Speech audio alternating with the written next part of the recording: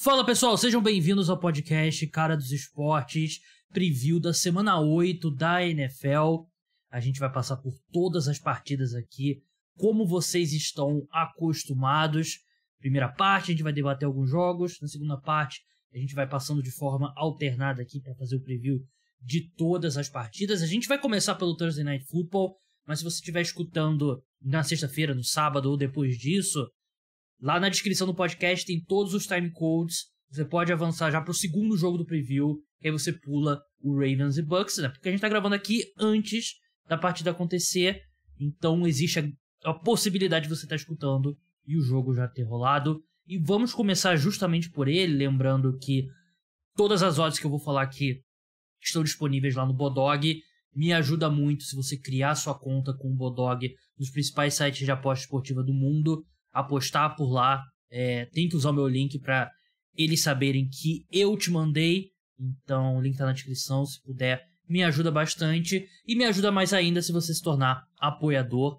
Terça-feira teve um podcast com o Lucas, do Quarterback Ruim.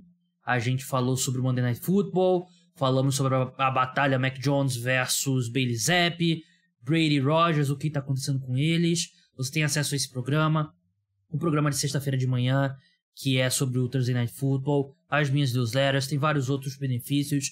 Entra lá, vê lá os planos e se torne apoiador.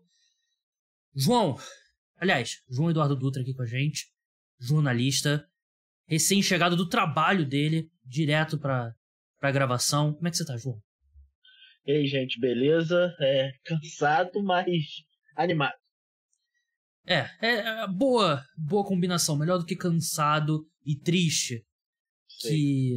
Enfim, vamos falar do Thursday Night Football. Lembrando, se você está escutando isso aqui na quarta ou na quinta-feira, vai ter live lá no canal, na Twitch, a gente vai assistir esse jogo junto. E já dou um spoiler, vai ter um sorteio inédito na história do Cara dos Esportes. Inédito, o que eu vou sortear. Eu tenho sorteado o Pix, que Pix é infalível. Quem não quer ganhar um Pix assim do nada? Mas vai ser um sorteio diferente, nunca sorteei. Vai ser bem legal, então assista lá. A gente vai ver o jogo junto e você ainda concorre a um prêmio. Tampa Bay Buccaneers contra Baltimore Ravens. O jogo é em Tampa Bay. Vitória dos Ravens está pagando 1,80 no Bodog. Dos Bucks 2,5. Total desse jogo 45 pontos. Handicap Baltimore Ravens menos 1,5. O Tampa Bay Buccaneers vai jogar bem desfalcado. A equipe já anunciou nessa quarta-feira que o Russell Gage, wide receiver, o Sean Murphy Bunting, cornerback, Anton Winfield, defensive back, Carlton Davis, cornerback, não jogam nessa quinta-feira. Do lado dos Ravens, a equipe anunciou que o Calais Campbell não entra em campo. Mas são duas equipes, João. O Ravens bem menos do que os Bucks. Mas são duas equipes que decepcionam até agora, né? São duas equipes que a gente tinha uma certa esperança dessa temporada, né? Os Bucks é até estranho, porque eu não necessariamente achava que os Bucks seriam um time melhor que os Ravens. Mas eu imaginava que eles seriam um time melhor dentro da sua conferência do que os Ravens seriam. E não aconteceu para nenhum dos dois lados, né? Os Bucks pareciam que ia entrar numa briga ali com o Green Bay Packers para saber qual time era o menos pior da NFC, e os dois se provaram ruins. E os Ravens estavam ali numa briga com o Cincinnati Bengals, talvez o Cleveland Browns, para ver quem ia dominar ali a AFC Norte, para ver quem poderia desafiar Buffalo Bills e Kansas City Chiefs. E, sinceramente, jogou bem contra os Bills, liderou a maior parte do jogo, mas não passa aquela sensação que é um time que vai competir com os dois cachorros grandes da conferência. Então, são duas equipes que tinham esperança para essa temporada e parecem estar bem atrás dos verdadeiros favoritos nesse momento. Concordo plenamente, né? E para esse jogo especificamente, a defesa dos Ravens tem jogado muito mal. Tá entre as 5 piores em EPA por jogada. Só que os problemas do Tampa Bay Buccaneers no ataque não tem muito a ver com a defesa que eles enfrentam. Tem muito a ver com o timing péssimo entre os wide receivers. E eu vi um comentário do Rex Ryan, que normalmente eu discordo de tudo que ele fala, mas ele comentou sobre a falta de velocidade nesse ataque. Eu concordo, né? O Chris Godwin não parece ser o mesmo pré-lesão, apesar de ele estar jogando bem pro que eu esperava de um cara vindo de uma ruptura de ligamento, mas ele não é 100%. O Mike Evans, ele, no auge dele, ele era muito rápido, mas há alguns anos que ele tem vencido mais com a força, com a qualidade dele correndo rotas e recepções contestadas, então falta velocidade. O Tom Brady tá jogando muito mal, eu passei pelos números no podcast terça-feira, né? Não é só um ou outro jogo que você viu que ele tava ruim, mas nos outros ele jogou bem. Não, a temporada dele é muito ruim. Então, por mais que eu não confie nessa defesa dos Ravens, esse ataque do Tampa Bay Buccaneers não é muito bem montado para explorar uma defesa de baixo nível. E virando o campo, esse ataque do Baltimore Ravens, que também tem deixado a desejar. O Lamar Jackson, ele saiu do pelotão de elite ali na disputa pelo prêmio de MVP. E um número que me chamou a atenção estudando para esse podcast, João, entre todos os quarterbacks da NFL, o Lamar Jackson é aquele que gera mais pressão para si mesmo. O Pro Football Focus, eles avaliam todos os snaps e tal, e das pressões, né? Quando um defensor pressionou o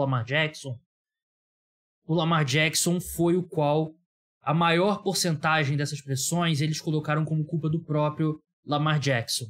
E engraçado como normalmente essas estatísticas são dominadas por quarterbacks móveis, né? Porque você, falando como pensando, né? O quarterback mais rápido ele vai conseguir fugir melhor da defesa adversária. Mas ano após ano era Russell Wilson, Deshaun Watson e o próprio Lamar no topo, perto do topo desse ranking, mas esse ano o Lamar tá mais ainda. Eu acho que tem relação com ele mesmo, ele sempre aparece no top 10 nessa característica, né, nessa estatística. Mas também tem, por exemplo, ele passou um período sem Rashad Bateman, o corpo de wide receivers não é bom, então ele acaba tendo que segurar um pouco mais a bola. Eu não gosto muito do movimento dele dentro do pocket, ele escapando do pocket é excelente, mas dentro do pocket não acho que ele é excepcional. E tem a própria confiança dele, né? Uhum. Que, por exemplo, que pro Tom Brady, uma pressão quase sempre vai ser um saque se ele não soltar a bola. O Lamar Jackson não existe, entre aspas, jogada perdida com ele.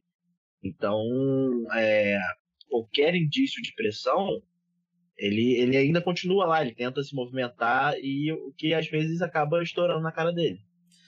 Bom ponto, mas assim, de qualquer forma, ele é parte do problema do ataque do Baltimore Ravens não tá rendendo tão bem, né? A gente já viu aquele primeiro ano, né, 2019, que ele foi MVP, jogou de forma fantástica e tal, mas os outros anos, sempre uma lesãozinha aqui, outra ali, o Lamar um pouco abaixo.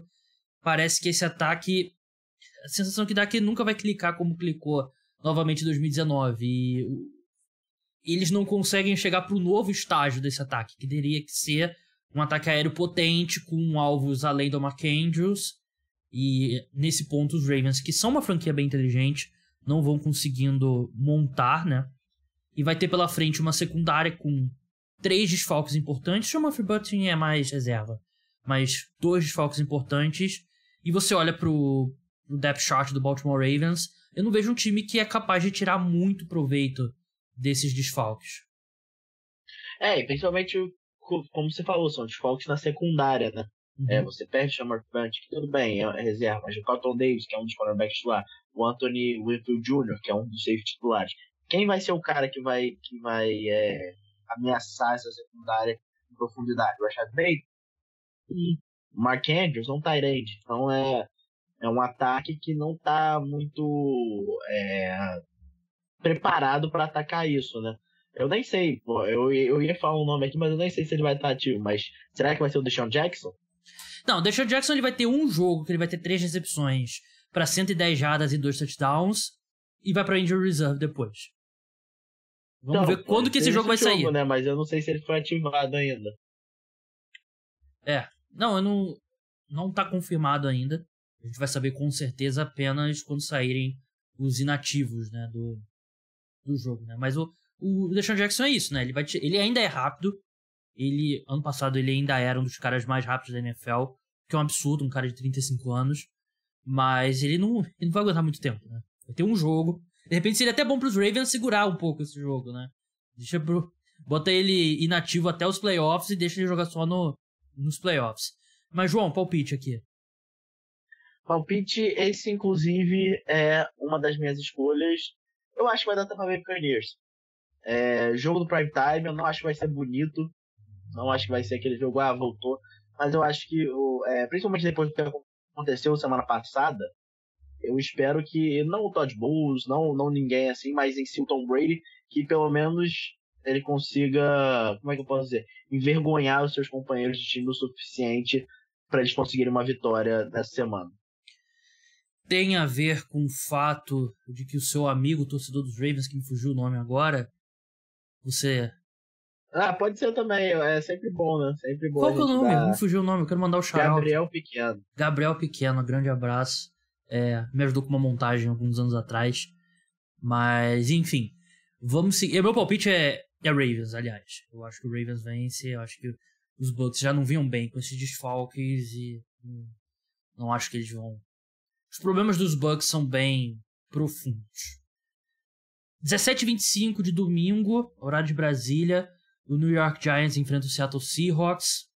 Vitória dos Giants tá pagando 2,30. 1,66 do Seahawks, total 45. Handicap Seahawks -3. Qual a sua expectativa para esse jogo, João? Minha expectativa é não ter expectativas. Porque quem diria que um matchup entre New York Giants e Seattle Seahawks nessa intertemporada, né? Pensaria, isso vai ser um jogo importante da NFC. Vai ser um jogo relevante e não estamos falando aqui de posição no draft nesse momento, né? Verdade, era um jogo que a gente olhava lá atrás, antes da temporada começar, e falava assim, esse jogo aqui é o Tank Bowl, né? E não é assim, a gente tem... Posso falar 2 quarterbacks jogando bem? Sim. Estou autorizado a falar isso? Tá. 2 quarterbacks jogando bem, 2 jogos terrestres jogando muito bem, são os Giants que continuam vencendo, 6-1 na temporada, vem jogando muito bem. O Daniel Jones, não estou falando que ele é o melhor quarterback da história, mas de repente ele virou o quarterback mais clutch da história. São 5 game-winning drives nessa temporada, né? E o Geno Smith, que esse sim virou o melhor quarterback da história agora no Seattle Seahawks. Então é um duelo que nesse momento é redundante falar que ele é interessante, mas há 6 semanas atrás, nossa senhora, né? São 2 times que entregam entretenimento, além das campanhas boas, né? E não tem muitos times nesse ano que você pode dizer isso com certeza, mas são 2 times interessantes de assistir. O Seahawks tem uma questão grande sobre a disponibilidade ou não do DK Metcalf. Ele sofreu uma lesão no joelho, não vai precisar passar por cirurgia, mas é improvável que ele jogue contra o New York Giants. Linha ofensiva do Seahawks vem jogando muito bem. Eles, assim, eu não consigo lembrar de outro time que no mesmo ano encontrou o left tackle e o right tackle do futuro, né? Porque o Charles Cross vem melhorando semana após semana, tá jogando muito bem. O Abraham Lucas, que eles escolheram na 3ª rodada, right tackle, também tá jogando muito bem. E os Giants não tem um grande pass rush, né? Eles dependem muito de blitz e tal. E a defesa dos Giants, sem muito alarde, vem caindo de rendimento. Isso... Eu falava, mesmo quando no começo dessa série, os Giants estavam jogando muito acima do que você esperava pelo talento da defesa, né? E tem um limite que você pode fazer com jogadores ruins, que é a defesa dos Giants, né? Tem um ou outro bom jogador. Então a defesa tá piorando. Mas, por outro lado, essa ausência do DK Metcalf é muito importante, né? Porque parte grande do sucesso do Geno Smith é ter uma das melhores duplas de wide receivers da liga. E ele vai ter o Tyler Lockett. O Tyler Lockett, pelo estilo dele, ele é um cara mais de slot, né? Então é difícil você ancorar o seu ataque aéreo por um wide receiver no slot que não se chame Cooper Kupp. Por mais que eu goste muito do Tyler Lockett. Eu acho que o New York Giants vence esse jogo, mesmo em Seattle. E é o primeiro passo aí de dar merda, eu começar a acreditar. Já comecei a acreditar há algum tempo. Posso terminar com um número, João? Por favor. Da semana 4 pra cá, Daniel Jones é o segundo quarterback composto, o Ben Baldwin, né, ele era do The Athletic, não sei se é mais, mas ele faz um trabalho muito bom com Analytics. Ele tem uma nota composta de EPA por jogada e índice de passes completados acima da expectativa. O Daniel Jones é o segundo colocado nessa nota na NFL inteira, da semana 4 pra cá, e o Geno Smith é o quinto. Você olha, o top 5 é Joe Burrow, Daniel Jones, Patrick Mahomes, Josh Allen e Geno Smith. É aquele famoso, é o meme lá dos soldados e tem um cara com roupa de palhaço. Só que nesse caso tem dois. Só que dá pra chamar de palhaço? Os dois caras estão jogando muito bem, né? O Daniel Jones não sei se foi com você que eu falei, mas você olhando pros times que precisam de quarterback na próxima temporada, a posição no draft dos Giants e a disponibilidade de quarterbacks no mercado de free agents, vai chegar um ponto que não vai fazer sentido nenhum pros Giants não manterem o Daniel Jones, ao menos que eles não consigam chegar a um acordo por um contrato honesto, né? Tipo, 2 anos, $50 milhões, 1 ano, $20 milhões, com cláusulas de incentivo, porque ele tá melhorando, assim, ele tá jogando o melhor futebol americano da carreira dele por uma boa margem. Não que fosse difícil. Não, é claro. Mas já foi recusada a opção de quinto ano dele, ó. Sim, já foi. Franchise tag? Pô, mas aí franchise tag vai pagar 35, $40 milhões, não tem como. Não, eu te fiz essa pergunta sobre o Geno Smith ontem, né? Foi sobre ele que a gente tava conversando. Os dois são, assim, o Daniel Jones é um pouco mais jovem, o Geno Smith, no geral, faz uma temporada melhor do que a do Daniel Jones, e os dois estão basicamente no mesmo barco, né? O quarterback que tá superando todas as expectativas, que era pra ser uma ponte. E acho que eles vão ter que estender essa ponte, né? Não tem jeito, porque você vai abrir mão do Daniel Jones pra contratar o Jimmy Garoppolo? Você vai abrir mão do Geno Smith pra contratar o Baker Mayfield? Não. Vai botar o Drew Lock titular? Não tem. Eu acho que... Os Seahawks tem a vantagem, a desvantagem do Geno Smith, que ele tem a escolha dos Broncos esse ano, né? Que Sim. aparenta ser uma escolha bem ruim até o momento. Bem boa, né? Bem ruim a campanha dos Broncos. É verdade. Mas, assim, eu achava impossível, mas hoje eu diria que não diria nem que é possível, eu diria que é provável que o Daniel Jones seja o quarterback titular dos Giants na semana 1 da temporada 2023. Pra gente encerrar essa primeira parte aqui do programa, Sunday Night Football, Green Bay Packers contra Buffalo Bills, jogo em Buffalo. Lá no Bodog, vitória dos Packers está pagando 5,0, Buffalo Bills 1,17, total 47,5, handicap Bills menos 11. O Green Bay Packers de Aaron Rodgers é underdog por mais de 10 pontos. Em casa, né? Não, é em Buffalo. É em Buffalo o jogo.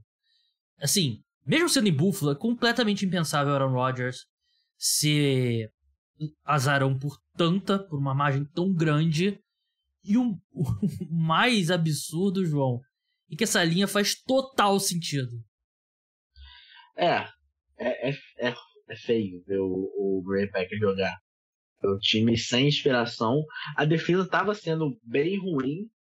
Eu não vou dizer que ela tá bem agora, mas ela deu uma melhorada nas últimas semanas. Deu mesmo. Mas aí eu não sei se é mais fruto de quem ela enfrentou, né? Mas é um time ruim. E o Buffalo Bills aparenta ser o time da NFL no momento. Então faz total sentido, como você falou.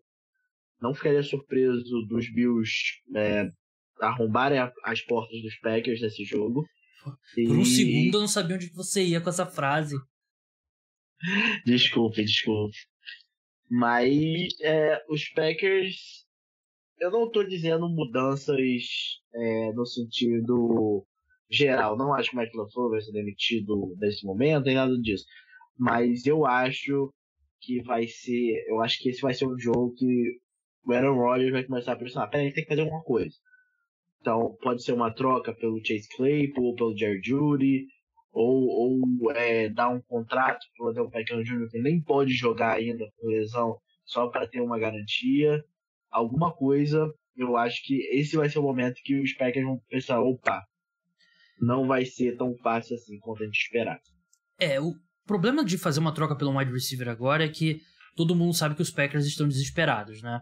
E aí é aquela coisa de você ir pro mercado fazer compra com fome, né? Você vai gastar mais do que você deveria, né?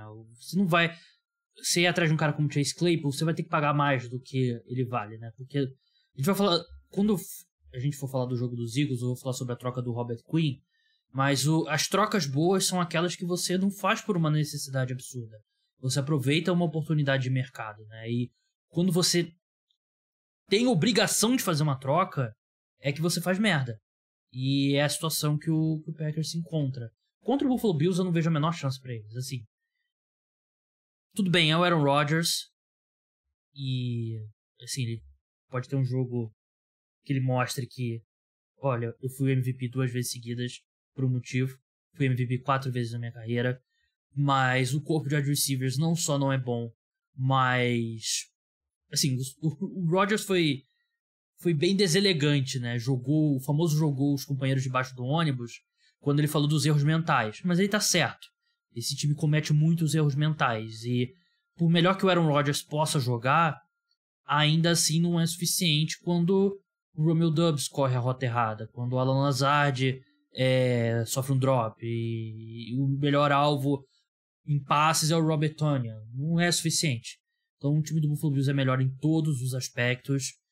Acho que é um jogo que os Packers vão tentar correr muito com a bola, até porque o pass rush dos Bills é fantástico, além de tudo.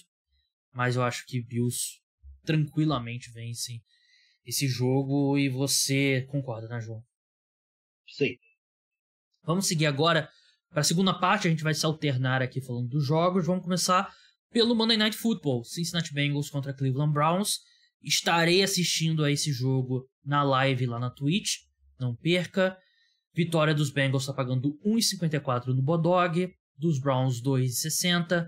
Total 47. Bengals menos 3,5. Bengals vem da melhor atuação no ano, né, João?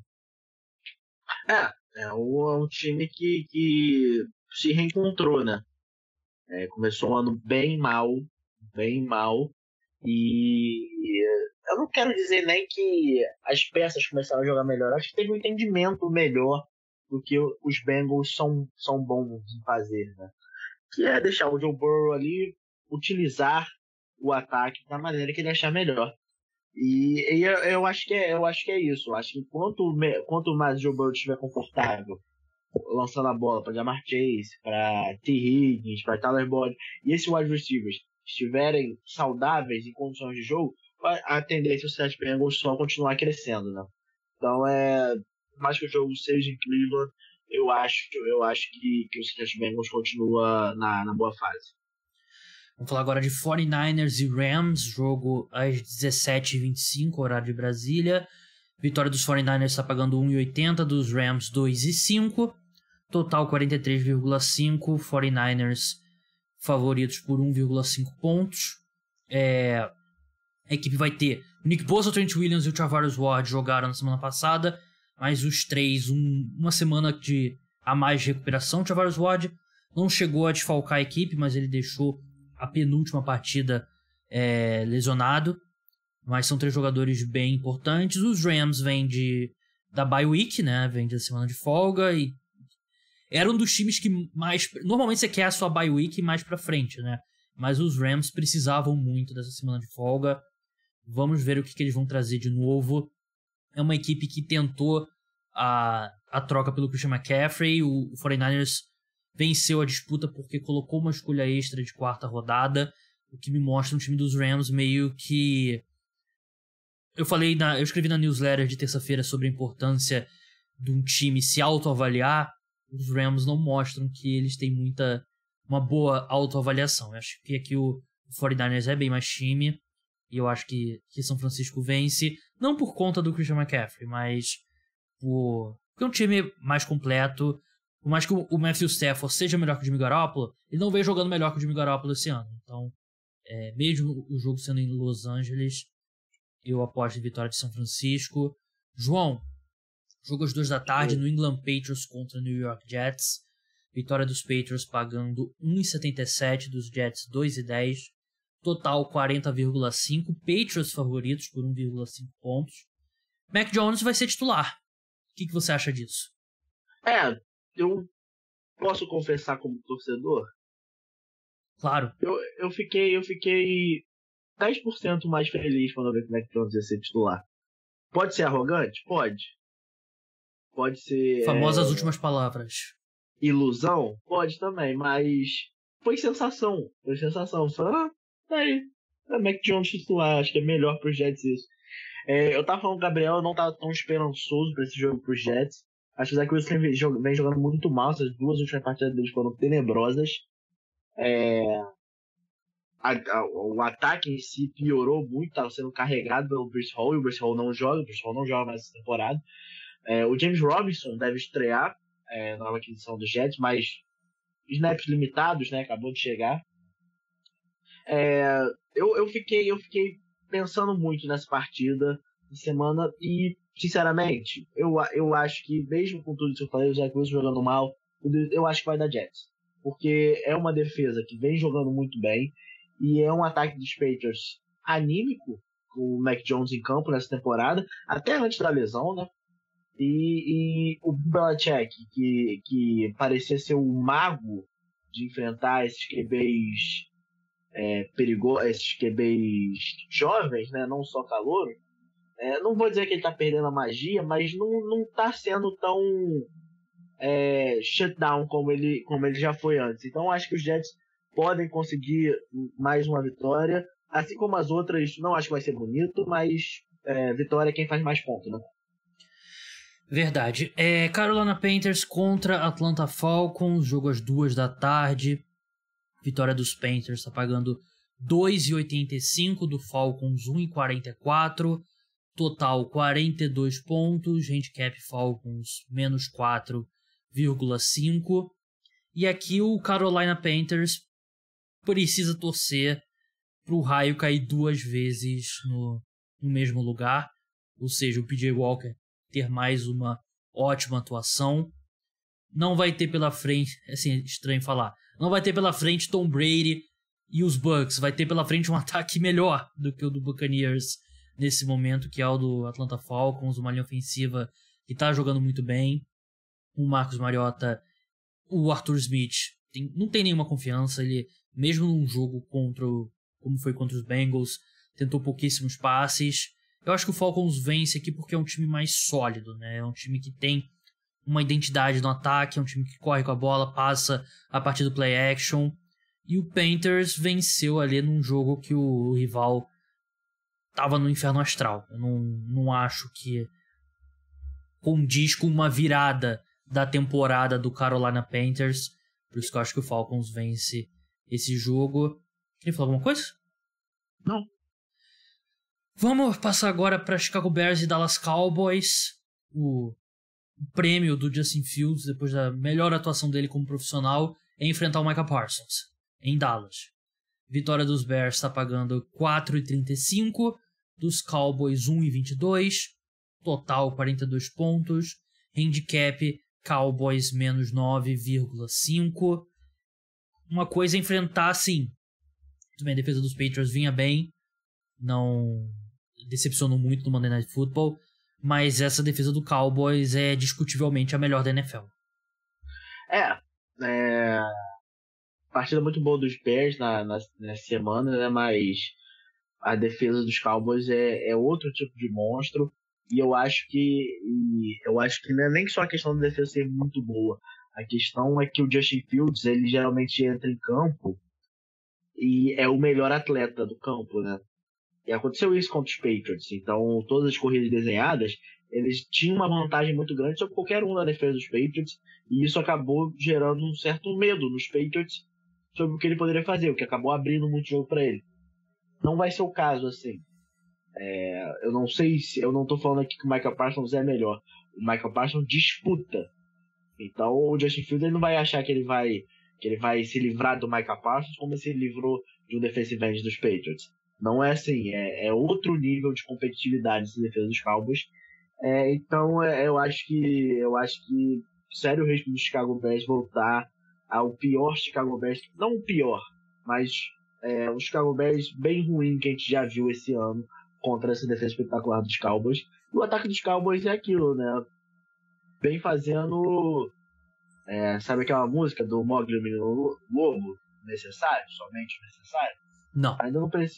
Ainda não precisou explodir, porque a defesa é muito boa. Então eu acho que vai ser o suficiente para ganhar esse jogo. Não estou familiarizado com a música, mas enfim, vamos seguir agora para Miami Dolphins e Detroit Lions. Jogo às 14 horas. Lá no Bodog, vitória dos Dolphins está pagando 1,55, do Lions 2,55, total 51,5. Handicap Dolphins menos 3,5. Defesa dos Lions melhorou nas últimas semanas, né? Teve a penúltima semana foi de bye, né? Mas vinha jogando melhor. Mas para cada passo que a defesa deu para frente, o ataque deu 3-4 para trás. Ataque muito mal. Sentiu muito a ausência do Amon-Ra St. Brown. O Goff não tem uma boa conexão com o TJ Hawkinson. A sensação que dá, tirando aquele grande jogo do Hawkinson contra o Seahawks, que ele não é bem utilizado. E enquanto o Dolphins vem de um jogo ruim contra o Pittsburgh Steelers, mas dá pra, assim, é justo você dar um passe pra eles porque foi o primeiro jogo do retorno do Tua. Eu tenho uma comparação, João. Lembra aquele famoso meme que era uma foto do DK Metcalf e do Hunter Renfrow? O pessoal falando, só o futebol americano você pode dizer que esses dois caras jogam a mesma posição? Uhum. É o mesmo, dá pra dizer que o Mike McDaniel e o Dan Campbell, né? Basicamente, o Mike McDaniel bem mais baixo, mais magro, né? E o Dan Campbell gigante, um armário. E o melhor deles é o Mike McDaniel, né? O Mike McDaniel vem fazendo uma temporada muito boa. O Dan Campbell, nessa trajetória, vai ser difícil acreditar que ele sobreviva para 2023, né? Assim, tem um limite do que você pode motivar um elenco. Você tem que... Na NFL você precisa trazer a parte tática junto. E o time do Lions não parece ser assim, um time excepcionalmente sofisticado taticamente. João, Arizona Cardinals contra Minnesota Vikings em Minnesota. Lá no Bodog, vitória dos Cardinals está pagando 2,65, do Vikings 1,51. Total 49, handicap Vikings menos 4. Qual a sua expectativa para essa partida? Partida do Minnesota Vikings sem ser no prime time, então a expectativa é a melhor possível para o Kirk Cousins, né? Mas brincadeiras à parte, o Arizona Cardinals é uma equipe interessante de se analisar essa temporada, né? Porque todos os jogos dele, em algum momento a equipe jogou bem e em algum momento a equipe foi terrível. Então é uma equipe que vive de flashes. O Kyler Murray, de vez em quando, ele tem uns flashes de brilhantismo, mas a maior parte do tempo é um time ruim. É um time que você fala, meu Deus, por que esse time é tão ruim? Não deveria ser tão ruim assim. Vão ter a volta do... O DeAndre Hopkins voltou, né, na semana passada, então é mais uma semana dele. E acho que o principal efeito que é o lançamento do Call of Duty Modern Warfare 2, né? Que aqui no Brasil vai ser lançado no dia 27 de outubro. Imagino que nos Estados Unidos já tem aquele negócio de pré-venda. Então o Kyler Murray, não sei se ele vai ter a melhor preparação para esse jogo. Brincadeiras à parte, eu acho que dá Minnesota Vikings, justamente por ser o time mais consistente dos dois. O que vai ter de meme, Kyler Murray out, entre parênteses, Call of Duty Release, vai ser sacanagem. Raiders e Saints, jogo às 2 da tarde. Vitória dos Raiders tá dando 1,80 lá no Bodog, 2,5 a do Saints, 2,15 o total. Handicap Raiders -2. Dalton continua como titular. Foi anunciado nessa quarta-feira. Ele que lançou 3 interceptações contra o Arizona Cardinals no Thursday Night Football. Raiders que, assim, melhor time 2-4. 2-4? O Raiders tá? Agora me bateu uma dúvida, tem que conferir aqui. Isso, 2-4. Melhor time 2-4 que eu já vi. É o time que vem de vitória. Não, sim, foi espetacular contra os Texans, mas não é um time para ter 2 vitórias e 4 derrotas na temporada. Parece que o ataque aéreo tá engrenando, dá sinais positivos, e por isso eu acho que os Raiders vencem aqui os Saints, que Michael Thomas treinou, né, que é raro. Vamos ver se ele volta. O Jarvis Landry também precisa voltar. Marshawn Lattimore para enfrentar um time com Davante Adams é muito importante. Mas mesmo que voltem todos, eu acho que aqui dá Las Vegas Raiders. João, 10h30 da manhã, jogo de Londres. Engraçado que no primeiro turno da eleição teve um jogo em Londres, e agora tem o segundo turno da eleição, também tem um jogo em Londres. É um bom momento para eu lembrar que vai ter podcast Cara dos Esportes pós-rodada normalmente, então você pode sofrer lá com a apuração.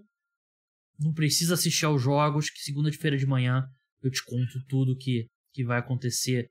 Vai ter mesmo, dependendo do resultado de sábado? Vai ter também. É um fim de semana que tem muito em jogo, né? Pra mim, pessoalmente, e pra outros 40 milhões de rubro-negros. Aliás, o Brasil inteiro, né? Porque, vamos ser sinceros, né, João? Tem 40 milhões de pessoas torcendo pelo Flamengo e 180 torcendo pro Atlético, né? Sim. Enfim. Inclusive, ó, já estive em Guayaquil, hein? Bonita cidade. Uma boa cidade pra comemorar um título. Deixo por aí. Mas enfim, Broncos e Jaguars se enfrentam em Wembley. Não é no estádio do Tottenham essa partida. Vitória do Broncos tá pagando 2,25. Do Jaguars 2,69. Total 39 pontos. Jaguars menos 2,5. E conta a história do Russell Wilson pro ouvinte, João. Não, primeiramente eu queria saber qual é a odd no Bulldog.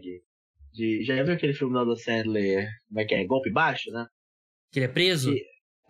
Então, aí tem uma cena no filme, que ele tá jogando futebol americano, que a linha ofensiva, ela simplesmente para de bloquear. Sim, eu achei que você ia falar. Eu achei que você ia falar de outro filme do Adam Sandler, que é o Tratamento de Choque, que ele tem um ataque de raiva no avião. Não, mas que a linha ofensiva do Adam Sandler simplesmente para de bloquear, porque eles estão bolados com ele, né? Aí ele é sacado. Uhum. Qual é a odd pra isso acontecer com o Russell Wilson na primeira jogada do jogo dessa semana? 1,0001. Pra quem não viu, quem não vive no Twitter, os Broncos foram pra Londres, chegaram nessa quarta-feira, e a notícia que saiu é que no voo de, acho que 6 horas, 8 horas, não sei. 8 horas. 8 horas pra Londres, o Russell Wilson passou 4 dessas horas fazendo exercício, se alongando, fazendo tratamento. E parece que durante o voo, enquanto tinham outros jogadores tentando dormir, o Russell Wilson estava correndo pelo corredor, aquela corridinha que você levanta o joelho lá em cima, e os jogadores querendo dormir. Teve um jogador do Broncos que confirmou a notícia no Twitter, e foi o Russell Wilson que falou. Assim, não tem a menor possibilidade de que 90% do elenco do Broncos já odeia o Russell Wilson. Menos que isso não tem. Menos que 90% não tem. Deve ser muito bom aquele grupinho no WhatsApp com os jogadores dos Broncos e dos Seahawks, que não tem o Russell Wilson nesse grupo. Não, deve ter também um grupo de jogadores do Broncos que tem 52 pessoas, né? Não tem 53, que é o Russell Wilson. Mas assim, claramente os caras estão de saco cheio. Porque assim, quando você tá ganhando, nada disso aparece. O Russell Wilson, ele... Ao que tudo indica, ele sempre foi assim. Só que quando o Seahawks estava em ótima fase, isso não aparecia. Mas aí começa o Richard Sherman a sair do Seahawks, o Earl Thomas sair do Seahawks. O Seahawks tem alguns probleminhas ali, E aí a gente vê que ninguém suporta o Russell Wilson. E não parece, eu já falei isso aqui no podcast, reafirmo. Ele não parece ser um cara mau. Não parece ser uma coisa que ele é um babaca. Todo mundo conhece aquela pessoa que é... Que assim, você sabe que ela é bem intencionada, mas ela é muito chata e ninguém gosta dela. E é chato. Ser chato não é crime, não é nada. E é uma coisa que a pessoa não pode controlar, mas é uma coisa que às vezes as pessoas são ou não são. E o Russell parece um cara chato. E nada de errado também. O mundo é feito de chato. Tem muito chato no mundo. É uma pessoa que você pode até gostar de um chato. Mas é isso. Mas quando o Tom Brady ele vai lá, ele só come abacate pela temporada toda, não faz um negócio e ele ganha o Super Bowl, é um método vencedor. Quando o Russell Wilson faz isso, o time dele tá 2-4, aí é só chatice. Então como você falou, parece mais quando o time tá perdendo, parece mais escroto quando o time tá na má fase. Ele é tipo chato assim de... Ele não é natural, ele é muito robótico, ele tenta muito criar uma imagem que ele não é. Ele é um cara... sei lá, ele é... Enfim. Você entendeu. Do jeito que eu expliquei, vocês entenderam. Mas pra encerrar esse jogo aqui, João, não teve muita discussão tática, mas eu vou falar do Jacksonville Jaguars também, que eu sinto que... Tudo bem, eles decepcionaram, todo mundo tá chamando de fogo de palha, mas eu sinto que é um time que teve um pouco de azar nos últimos jogos. De repente pode ser essa a partida que vire a maré. Não tem. Vai ser uma partida bem interessante, porque, falando da parte tática, a defesa dos Broncos vem jogando muito bem, né? Então não vai ser. Embora o ataque dos Broncos sem o Russell Wilson não venha jogando bem, não vai ser mamão com açúcar, não vai ser um jogo que o Jacksonville agora vamos voltar para boa fase contra um time ruim. Não, a defesa jogando muito bem, então vai ter que batalhar por essa vitória. E o Trevor Lawrence, que começou a temporada bem, teve um certo declínio nessas últimas rodadas, né? Então é bem curioso para ver o que ele vai conseguir fazer contra essa defesa, né? Verdade, vamos seguir aqui. Vamos falar do jogo do antigo Steagles. Pittsburgh Steelers, aquela clássica história, né, da NFL. Conto aqui, João? Pode contar. Não vou contar. Não. Busca no Google. Deixa pro review da rodada. Eu achei que você ia falar, deixa pro Paulo Mancha falar. Paulo Mancha, aliás, um cara importantíssimo na história das transmissões da NFL, né? Saiu da ESPN, mas parece estar feliz lá no Canadá. Eu estaria feliz se eu estivesse morando no Canadá, mas enfim. Pittsburgh Steelers contra Philadelphia Eagles, o jogo é na Filadélfia. São dois times que são, assim, não é rivais e tal, mas são times do mesmo estado. Uma rivalidade meio Jets e Giants, um pouquinho menor porque não é a mesma cidade, mas Filadélfia e Pittsburgh não são tão longe. Vitória dos Steelers pagando 4,90, do Eagles 1,18. Total lá no Bodog é 43. Handicap Eagles menos 10,5. O Philadelphia Eagles esteve na notícia, nos sites de notícia, nessa quarta-feira por adquirir o Robert Quinn, em troca com o Chicago Bears, pagaram uma escolha de quarta rodada. Robert Quinn, 32 anos, 32 ou 34, agora me fugiu. Impossível Robert Quinn ter 32 anos. Ele tá na NFL, ele entrou na NFL muito novo, né? E por isso que ele parece 32. Ele tem 32 anos de NFL. Não, 32. Ele foi draftado em 2011. Ele entrou muito novo na NFL. E como ele foi escolha de primeira rodada, ele tem uma notoriedade grande já há muito tempo. Mas ele é um falso velho. Vem de um ano de 18 sacks, que eu acho que foi um ano bem superestimado, porque o número de... Ele foi tipo terceiro ou quarto em sacks e 29º em pressões, né? Então ele converteu um número muito alto de pressões em sec, que a gente já discutiu aqui. Entre uma pressão virar sec, foge do controle do edge rusher na maioria das vezes. Então tem muita sorte envolvida, quarterbacks que você enfrenta e tal. Mas ainda assim, um cara de 32 anos, que os Eagles não pagaram quase nada. Uma escolha de 4ª rodada. Assim, é uma escolha relevante, mas também não é algo que, se você precisar cortar ele na próxima off-season, que vai ser muito problema, né? Eles podem cortar sem pagar nada seguindo em frente. Então, bom pra rotação do Philadelphia Eagles, né? Ter mais um cara ali, mais um corpo. Não que vai fazer muita diferença contra o Pittsburgh Steelers, que tem problemas sérios no ataque, problemas menos sérios, mas ainda sérios na defesa. Acho que o Philadelphia Eagles atropela aqui. Essa linha é 10,5 por um motivo. João, Tennessee Titans contra Houston Texans. Jogo às 17 horas.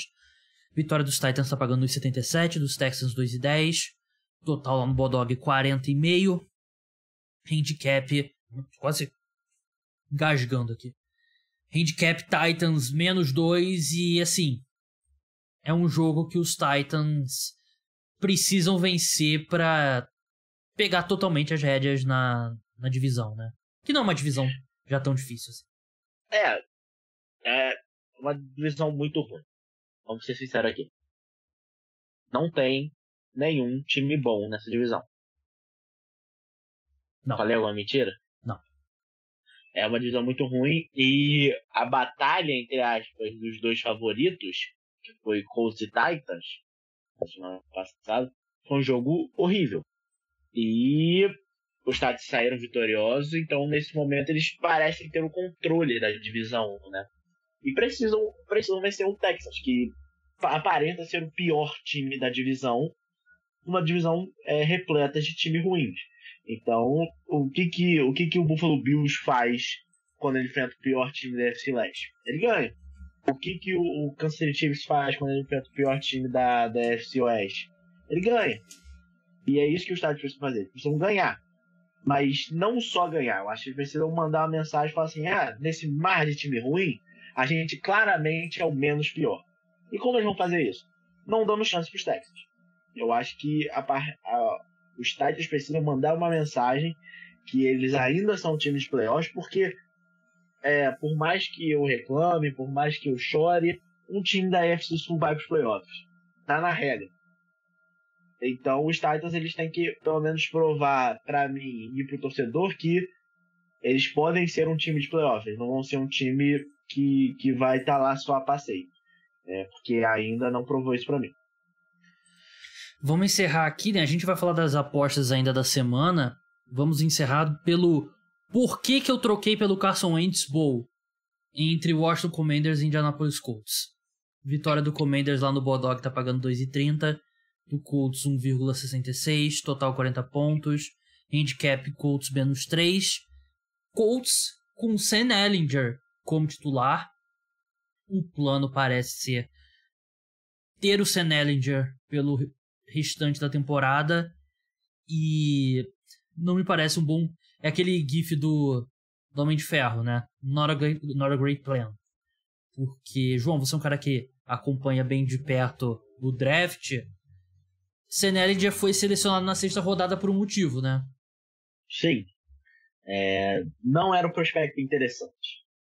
Ele é um cara ele era um cara que dependia muito de esticar jogadas e produzir com as pernas, mas ele não era atlético o suficiente. A jogada mais famosa dele no college football é uma frase.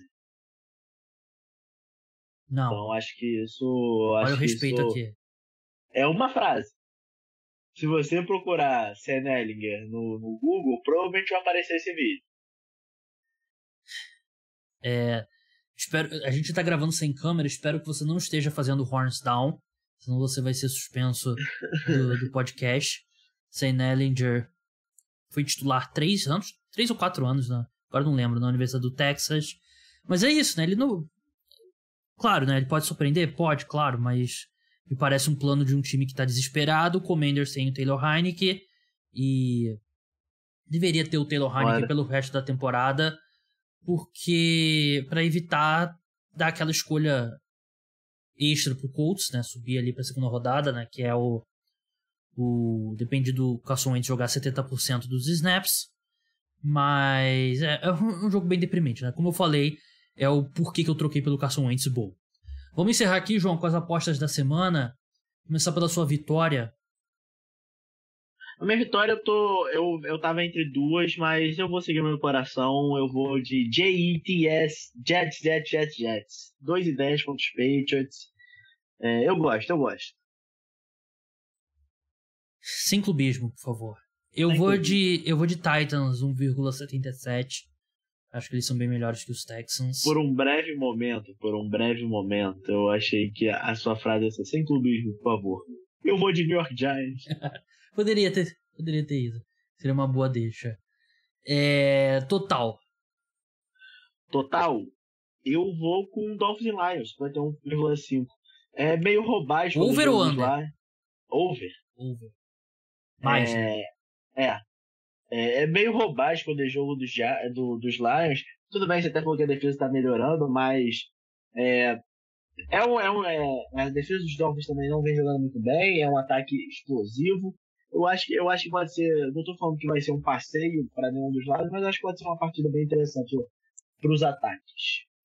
O meu total é o porquê que eu troquei pelo Carson Wentz Bowl mesmo, mais de 40 pontos. Acho que com Taylor Heinicke a gente vai ver pontos aí, o Commanders, e seja lá o que for do Sam Ehlinger. Handicap.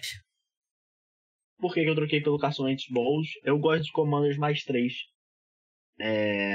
Os Colts vão ter um quarterback que nunca jogou na NFL, né? Até agora. E o Taylor Heinicke já teve seu brilhantismo, já teve sua mágica. Hoje a gente percebe, ele é ruim. Mas pelo menos ele é um quarterback de NFL. Então eu acho que essa partida pode ser mais próxima do que parece. O meu é Buffalo Bills menos 11. Assim, o único motivo pra gente acreditar que não vai ser, que os Bills não vão cobrir isso, é pelo nome atrás da camisa do número 12 dos Packers. Mas pelo desempenho dele em campo, não tem nenhum motivo para os Bills não cobrirem esse número. Mas é isso. Preview da semana 8 chegou ao fim. Sigam o João lá no Twitter, @duca_JE. João, muito obrigado pela participação e até a próxima. Valeu, gente. Obrigado. Então é isso, pessoal. O podcast volta sexta-feira de manhã. Podcast de NFL, né? Sexta-feira de manhã, análise do Thursday Night Football, exclusivo para apoiadores. Quinta-feira, no final da tarde, tem um programa semanal sobre NBA. Domingo, depois do Sunday Night Football, vai ao ar o pós-rodada. Não importa quem vença a eleição. Não importa quem vença a Libertadores no sábado. Então é isso. Até lá. Tchau.